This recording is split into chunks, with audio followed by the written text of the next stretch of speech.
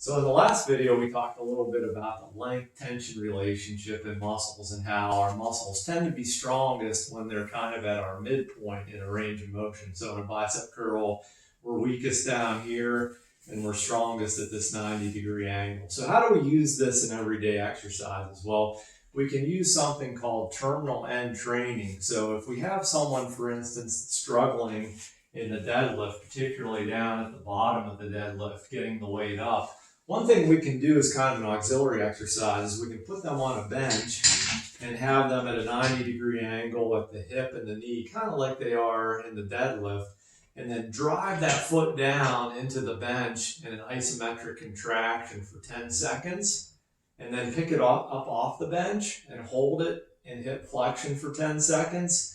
Then we'd return to pushing it back down with the isometric contraction for 10 seconds, and then picking it back up. And we do this with both legs, and essentially what we're doing here is we're trying to build some strength in that really deep position of the deadlift so that when they get there, when they're actually doing the exercise, they feel stronger.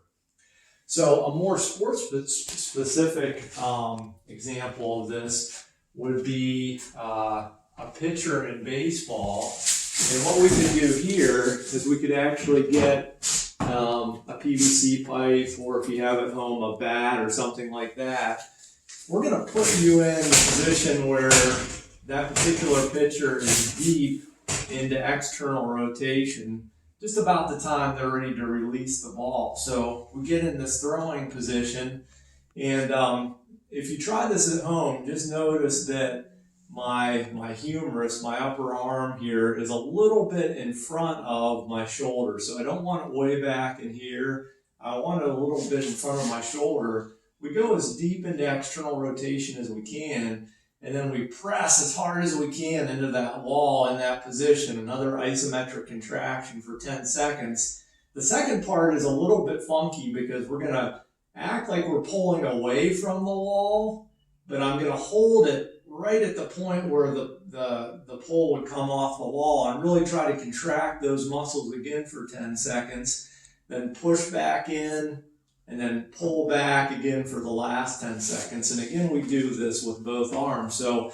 again, we're trying to gain strength in that shoulder girdle at the weakest point, the point that's most prevalent to injury in a baseball pitcher. So I'd like you to try these two at home. If you have a bat or a stick or a broom handle or anything, you can do the shoulder one. And if you don't have a bench, you could use a chair to do this at home with the hip one. Thanks.